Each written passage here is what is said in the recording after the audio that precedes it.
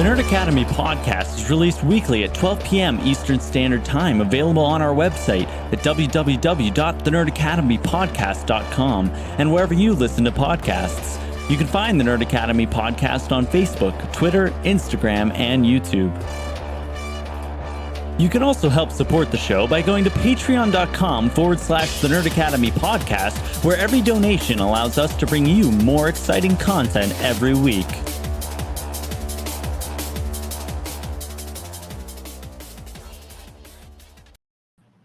Good morning, class, and welcome back to the #1 Contender podcast, the show where your favorite nerds sit down and talk all things movie trivia schmodown.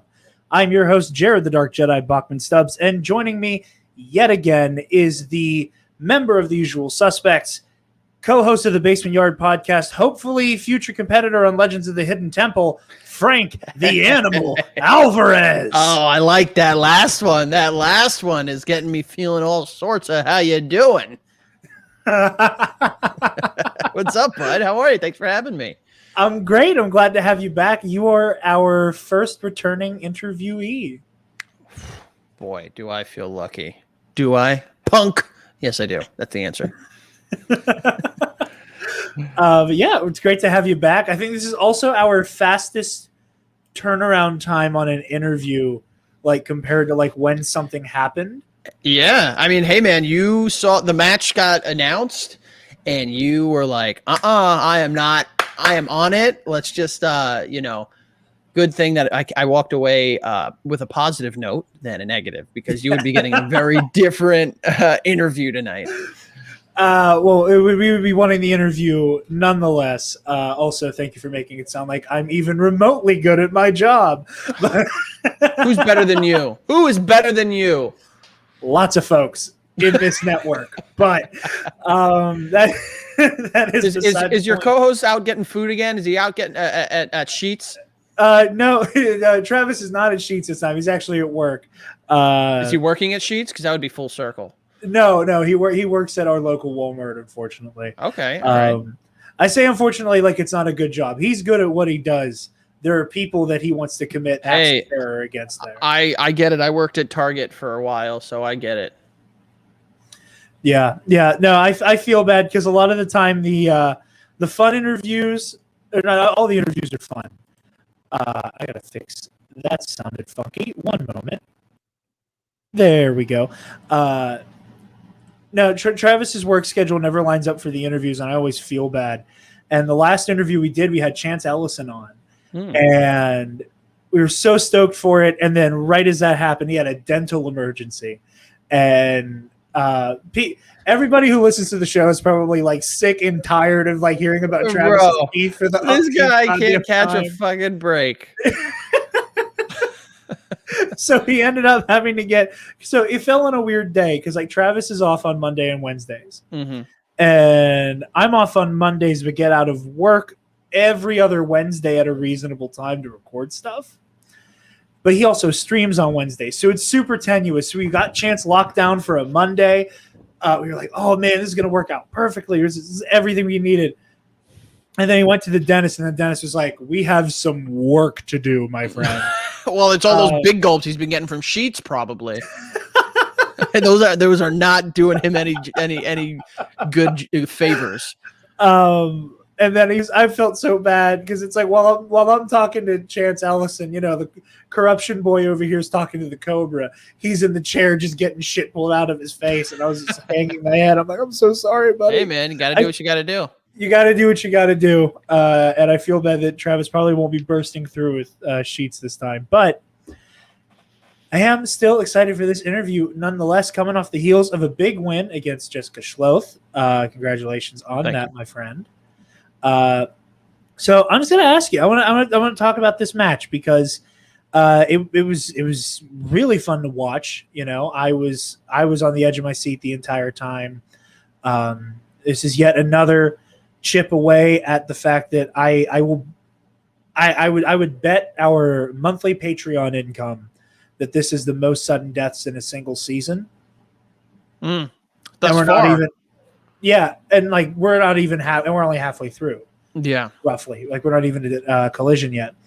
So run me through the match. How are you feeling? You had a really strong round one. So yeah, walk me through the match, man. Well, I thought you were gonna say it. You know, it seems like every match I walk away with one thing that's haunting me, and that first match obviously was my I Am Robot debacle, which let me tell you, I very rarely admit defeat when people, for lack of better terms, cut my ass. I like to always think through history. I'm a pretty good ball breaker. Boy, oh boy, that Jess Schloth promo. She just didn't even. She said 4 words and she fucking flamed me, dude. So I was, I got to be real honest with you. I think when I learned of the matchup, I went into it very, very, very confident. And that's because I felt that my mouth was going to work me in and out of a jam. In particular, I think I in my preparation relied a lot on, seeing the timid nature of Jess Schloth and treating it as such. I think I relied on that a little bit. And after playing her, I can tell you that I don't know the right terminology to use, but this girl is unbreakable. She really is. I mean, we have Kimmy Schmidt, after finding out that she was a, KKK prom queen, you can transfer that unbreakable title. You can transfer that unbreakable title over to Jess Schloth, because not only is she a sleeper, but she's certainly unbreakable. This girl had nerves of steel and she didn't blink the whole match. I took it very serious in preparation once I kind of took myself out of the mentality. And I think other competitors might be the same, might be different, but I think I reach a certain point where it's like, I know what I know and I don't what I don't. And there's not a lot that I don't know. But if I sit here and try to drive myself nuts, it's only going to make myself worse. So I stopped what I was doing. I went, I hung out with my family, and I just relaxed. And I think that did help me in the end, instead of, taking it as intensely as I had previously been taking it. I think there's an interesting phenomenon there with the nature of rookie training.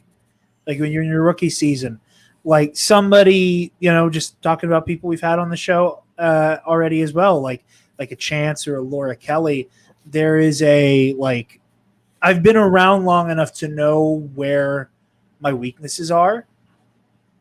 I've been playing like they've been playing long enough to know, okay, like this is a blind spot. Someone can flank me here.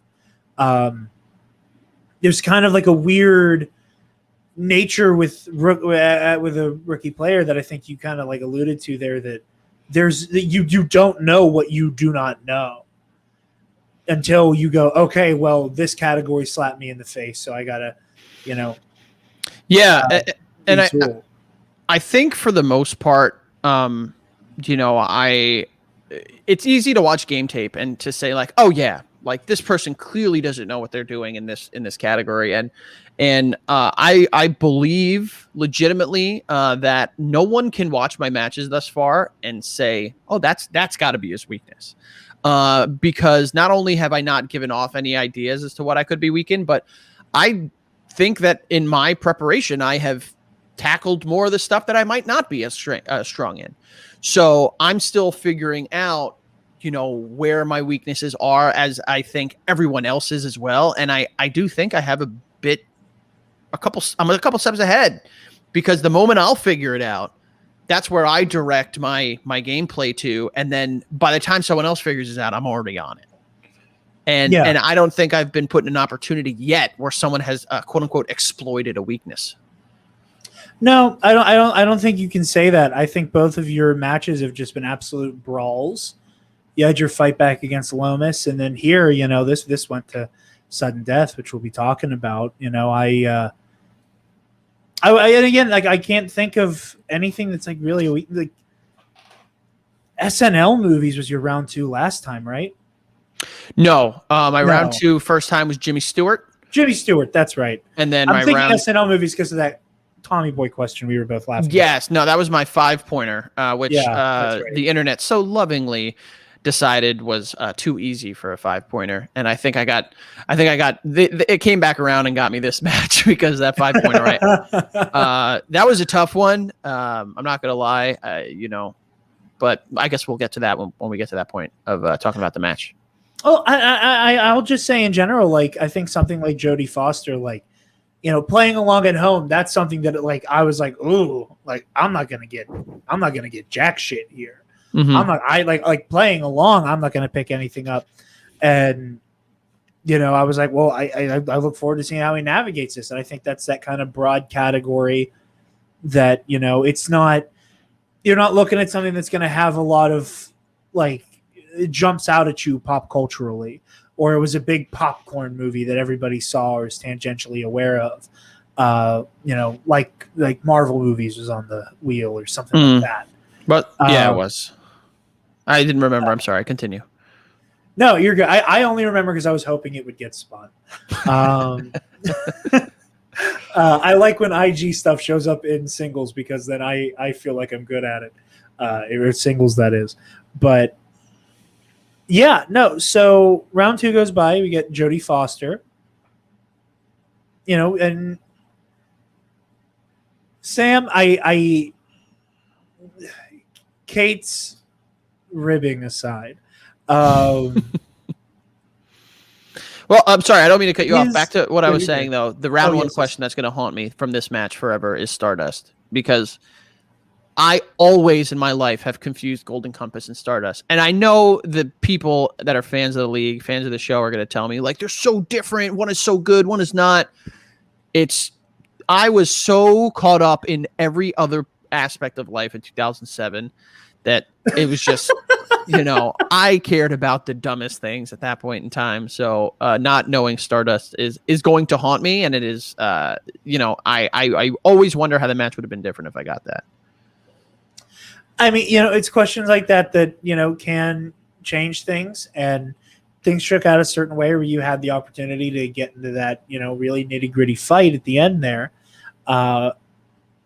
And here's what I will say. I don't think you should beat yourself up about Stardust and Golden Compass. Thank you. I don't think that like Schmodown fandom can hold that at the same level as I Am Robot. And like I said the last time you were on, every great has their hysterical screw up.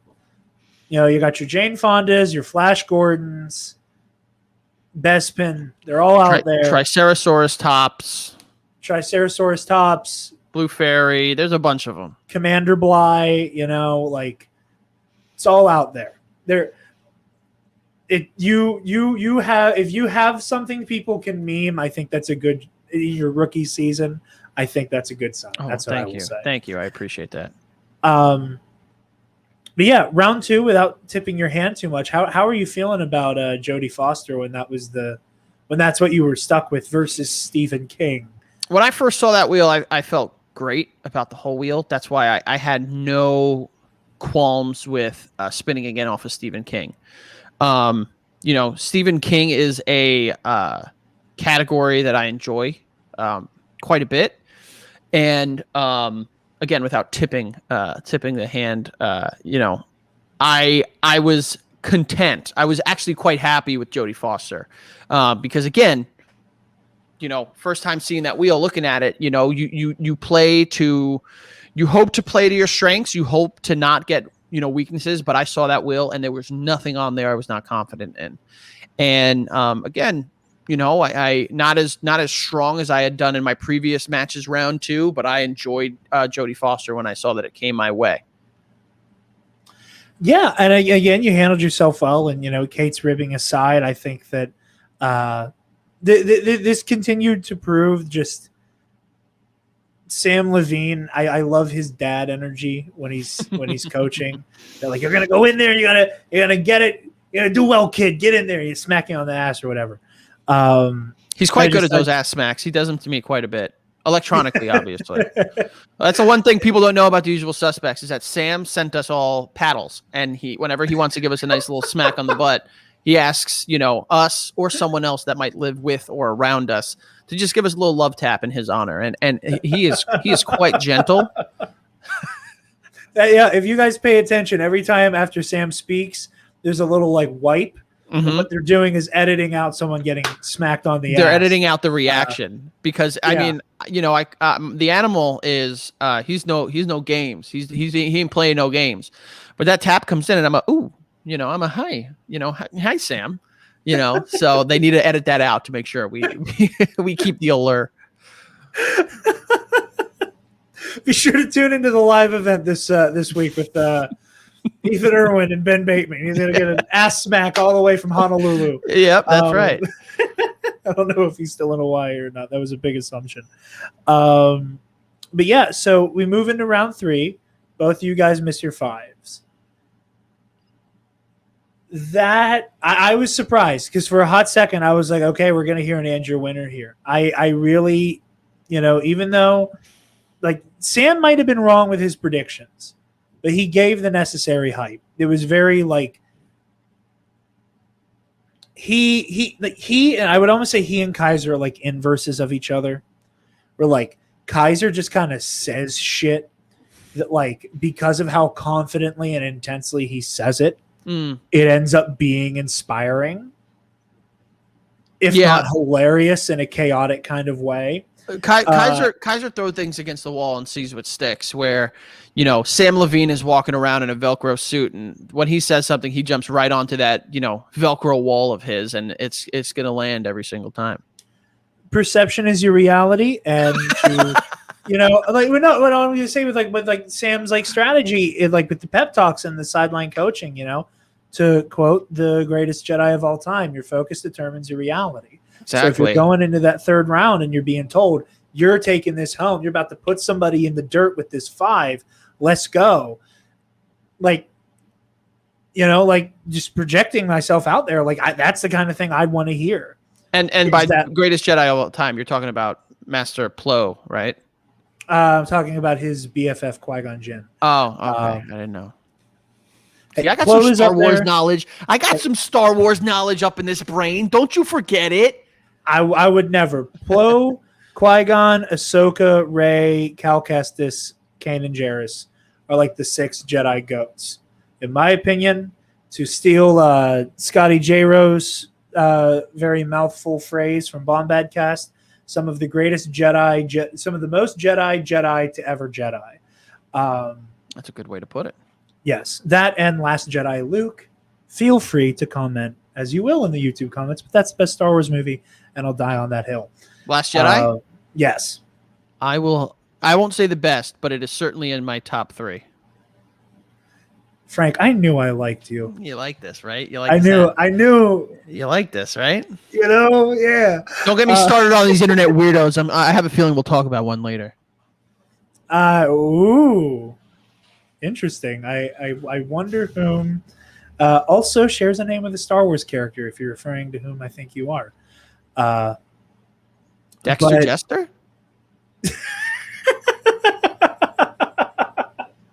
I hope Rick opens the match with, well, what do you know now? I'll open. If he does that, I promise you my first response will be, hello there. I respect it. So sudden death hits. Like, what's going through your brain? Because that's a new experience for you. Was there any sudden death prep involved with your training behind the scenes or? Zero sudden death prep. But I think that the way that I prep with my faction mates, who I have to be, pull back the curtain for a second.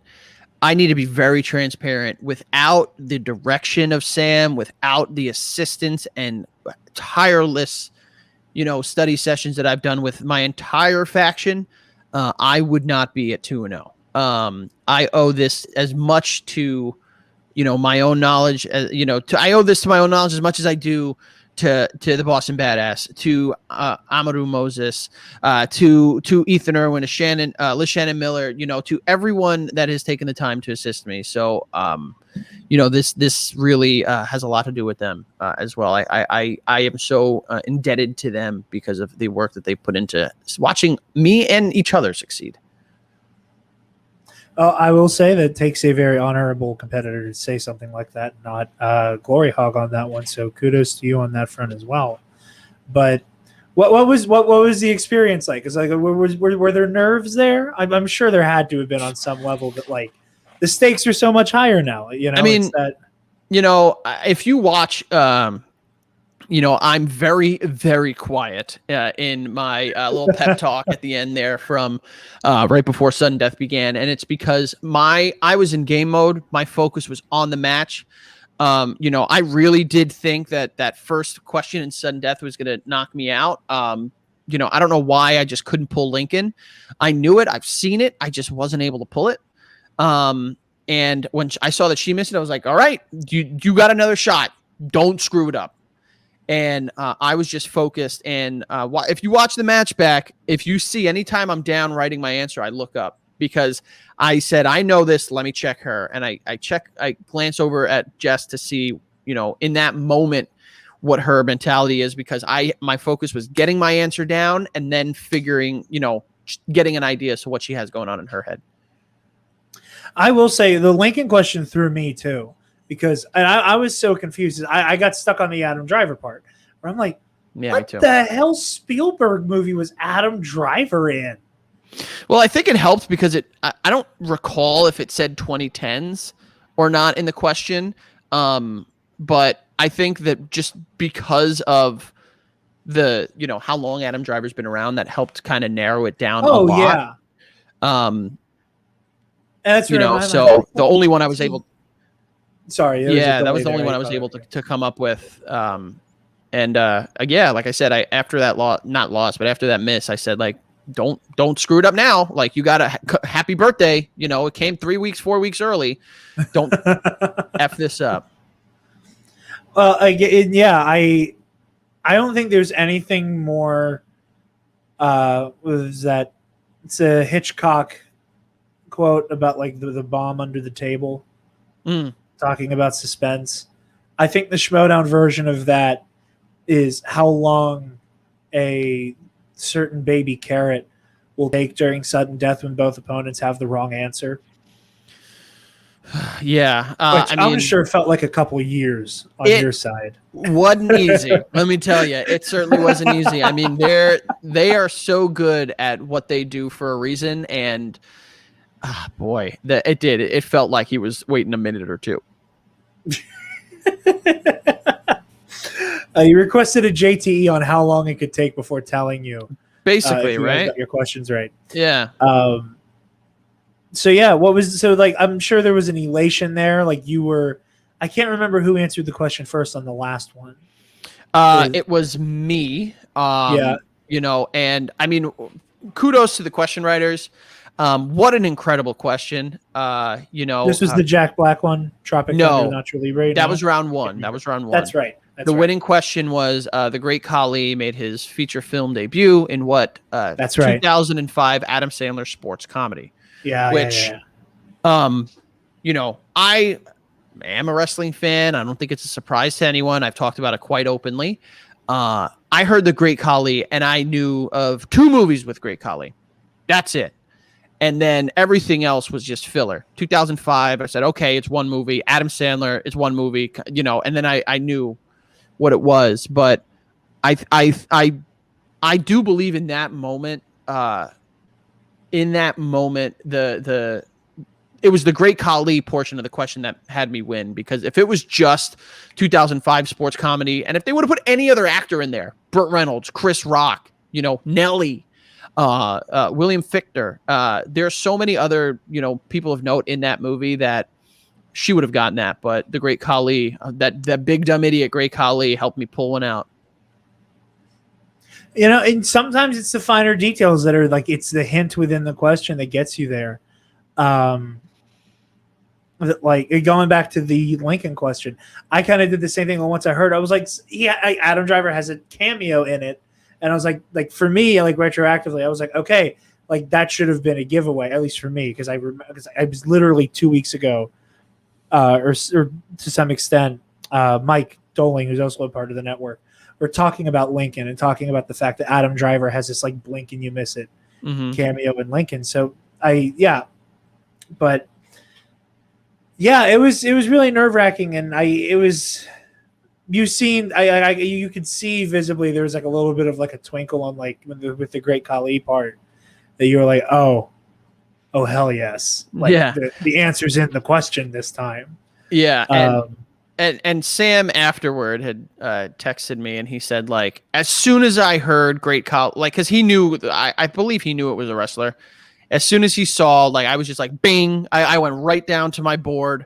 I was like, all right, here we go. And he's like, I knew it was over because just, for that question was a deer in the headlights. Yeah, I was going to say, you could visibly see that she was like, I got nothing. And it happens. That's the nature of like the end of the game. More often than not is that there's not a whole lot of strategy you can levy in the final round. Outside of like strategic uses of JTEs, that's the you know it or you don't know it round, and you gotta. That's right. You just gotta kind of pray there, and that brings us to the end of the match. First sudden death. It was a harrowing experience for you, I'm sure. And now it looks like we know who your next adversary will be. And it sounds like you are not a big fan of one Rick Raddus. I'm not. It's sad because I think in another reality, Raddus and I would get along quite well. But yeah, he's kind of allowed himself to be signed as one of the lackeys of the Finstock exchange, and they spew a bunch of just absolute garbage over there. I mean, they must. The only thing they exchange over there is just putrid ideas, because they don't know what they're talking about. And you would think that after I took their highly touted Brother Lomas, who have we seen Brother Lomas since I handed him that big fat L a couple months ago? Didn't think so. They think that they would say, let's ease up on this guy because maybe we went a little too hard at first, but they didn't. And what did they do is Finstock sent another one of those mindless drones to just spew some garbage out on the internet and try to come for me. And I hate to say it, but again, what is it? What is it with whether we're talking about The Last Jedi, whether we're talking about the Snyder Cut? I guess I am the savior of the internet, and they need me to rid the world of these geeks that want to sit out there and be keyboard warriors. So they give me Lomas, and now they give me. Well, I don't even know if they're going to give me Raddus, but I'm telling you right now, whoever makes these matches, Grace, if you're still there, if you're still listening, whoever are the powers that be, please give me Raddus. And please give me Raddus in person. Because boy, oh boy. In person, we were requesting an in-person match. I am requesting an in-person because there is only so much that I know that he can say and do to my face. And I am pleading with you. Let's expose this little boy for what he is. Give me Raddus. I dare you. I double dog, triple dog dare you to give me Raddus in person. In person. I will say, if there's anybody who has a right to be barking up of Tom Dagnino's tree with regards to anybody in his stable, it would be you. You are one of the very few people, Travis and I have been talking about, Bobby Gucci's rookie rampage. We keep talking about it on air, and it is a real thing. But you're one of the few people who were able to, just kind of park and bark in front of one of Gucci's rookies. There have not been a whole lot of L's hung on the Finstock Exchange this season. And what's so funny? What's so funny is, people. I'm gonna let you guys in on a little bit of a secret. Okay. Finstock is not even the most powerful person in his faction. He's being controlled by that geriatric John Roca, and I don't even think the Barbarian is the power. I think Elvis is calling the shots.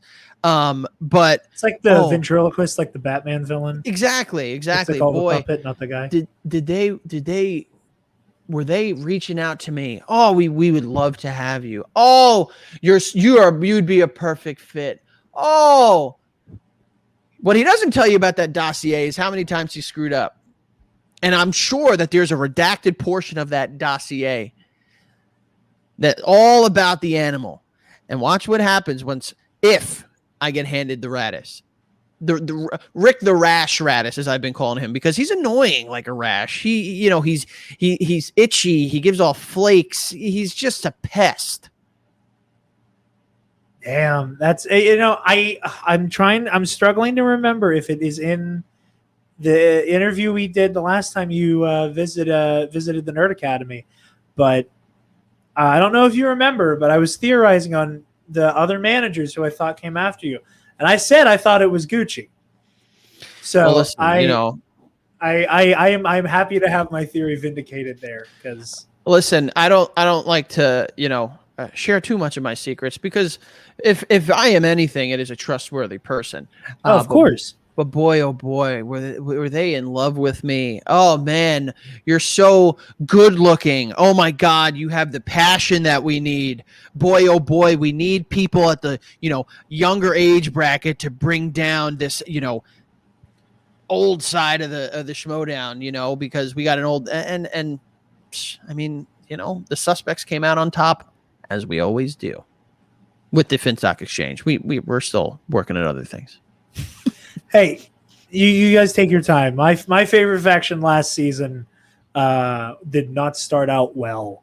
So there's coming from behind victories are not unheard of in the movie Trivia Schmodown in the age of the faction war. Yeah, that's a lot of big talk for Rick Raddus. I look forward to seeing you hopefully get to cash in on it in an in-person match. Well, it's a tall order, and I look forward and hope that it gets fulfilled for you, man. I really do. I would very much enjoy watching the fallout there. And hey, I think it's also worth mentioning, you're 2 wins in, play Raddus, maybe come away with a third. You're kind of knocking on the door and being able to request either a number 1 contender or a title shot. You're right around the corner there. So is that something you're considering if you get to that kind of 4 wins in a row kind of? Not yet. No? I think I've got my eyes peered on what's next, and that's my immediate what's next. And to be honest with you, there's a chance that Raddus and I don't see each other for a long, long time. People might want to keep us away. People might want to, save that potential matchup. One way or another, I'll get my hands on it, but that's neither here nor there. I'm always focused on what I know is next and what I believe is going to be, imminent, I think is the terminology to use, so I'm not going to put myself in a position where I'm thinking of what could happen. Fact of the matter is, if I didn't focus my time on Jess, this could have been a very different conversation. I focused on the sleeper. She's an incredibly knowledgeable, tough, unbreakable, just resilient young competitor who I legitimately believe will be a force to be reckoned with. She already is a force to be reckoned with. Will continue to be a force to be reckoned with. And if I didn't focus all of my time and effort on playing her, I wouldn't have walked away with the victory. I almost didn't, if I'm being honest with you, because she gets that young adult question. This is a very different interview. So I'm just trying to think about what can be next. Not what can be next. Excuse me. What is told to me as being the next planned opponent for me before I think of title shots or anything. Well, I look forward to it. I said off air, and I will say again, you're probably one of my favorite rookie. One of, if not my favorite rookie in singles. And watching your rookie season has been an absolute blast thus far, and I can't wait to see what happens next. I will say I will not be surprised if you go on a bit of a tear come singles tournament time. Oh, well, thank you. I as a corruption boy, knowing where my faction loyalties lie, I would not be surprised if you end up running up against an Adam Collins or a Marisol McKee, and That is very much the kind of match that I don't want to see happen, because that is I have a hard time picking now, and it makes me sad. Well, I think I have a lot of improvement, and improving that I still need to do. The fact of the matter is both of those competitors are incredibly talented. I hold a lot of respect for both of them. I'm not going to sit here and, try to say anything about either of them, because they have already proved themselves more than I have. So I just want to continue to improve on myself, continue to focus on what I know I need to work at. And then, if those things come along with that, I will welcome them with open arms. I love it very much, the sportsman from you as always. Frank, where can the lovely people find you and all that you do? Well, on Twitter, you can find me at falvarez8085, but Twitter's okay, but it's also kind of a cesspool. So you can find me on Instagram and Twitch at the Frank Alvarez. And then I co-host a comedy podcast with my very good friend, Joe Santagato, my best friend. If I didn't say that, he'd fire me. But you can check that out. It's the Basement Yard podcast. It's a lot of fun. It's a very different vibe from what I give off in the Schmodown. So if you want to see the other side of me that's maybe not as much of a hard-ass possible douche, go check out the Basement Yard and everything we do over there at Santagato Studios. Basement Yard is very funny. Thank you. Very much recommend. It's in my rotation. It is in my I have, so like most of the content I consume recreationally, for the most part, ends up being political stuff. And then, and this isn't a secret around these parts. I'm a leftist kind of guy. I fall far left politically. And because of that, a lot of the content creators I'm into, there's kind of like a depressing element to it, where there's kind of that, like, the kind of stuff we want to see happen isn't going to happen, but you got to fight for it type stuff. I'm with you. Fight the good fight, brother. Fight the good fight. But I also realized that hearing that every day, all day, every day, is probably not great for my mental health. So I was like, I need to diversify the podcast I listen to for it to not just be political stuff, even though it is political comedy stuff. So mixing it up, listening to a lot of music podcasts, and the Basement Yard have done, it's a very, very great palate cleanser from stuff like Worst Year Ever, Abe Lincoln's Top Hat, stuff like that I listen to. Well, thank you. I appreciate that. I mean, yeah, where else are you going to go where you can find, people talking about, what's the appropriate thing to say in a public bathroom stall, So it gets a little wild on there. It's also informative without all the depressing elements. Hey, man, absolutely. We're giving you life advice and just trying to put you on the right track. So it's a great time. We love doing it. And, I love, hearing from people. So thank you for the kind words. Absolutely. You guys can find me on Twitter and Instagram at DarkJedi2552. And you can find the Nerd Academy podcast on Facebook, Twitter, Instagram, YouTube, and on our website, www.thenerdacademypodcast.com, where if you're feeling generous, you can donate to our Patreon page. Speaking of our patrons, thank you to our $10 alumnus, Case and Brion, the Waffle Wizard, Delta 9, and Zach Knaus. You guys help us make the content we love to produce. Be sure to also consider the $5 tier, where you get access to our Patreon exclusive shows like the Knights of the Nerd Republic Versus series. We're going to be getting to work on the July matchup soon. That is going to be Yoda versus Darth Treya. Is going to be a weird matchup, one that Spencer and I are very excited for. Mostly me, because I have no idea how I'm going to do the martial arts breakdown for Treya, but we'll see what happens. We also have Heroic History 101, which we'll hopefully be getting back to in July with Batman 3 Jokers, and the TNAP Movie Club audio commentaries, which we're also going to get back to the swing of soon, starting with Indiana Jones month very, very soon for you guys, so stay tuned for all that. Be sure to check out our TeePublic, which you can access on the student store link on our website, to check out all manner of Nerd Academy merch and goodies. I think they're doing their last hurrah for Pride Month sale on TeePublic currently, so go take advantage of the 35% off while it's there. Be sure to like, comment, share, subscribe, do all the things. Thank you all so very much for watching and or listening, whatever you do, and smash cancer. Stop. Move away. the cookie jar.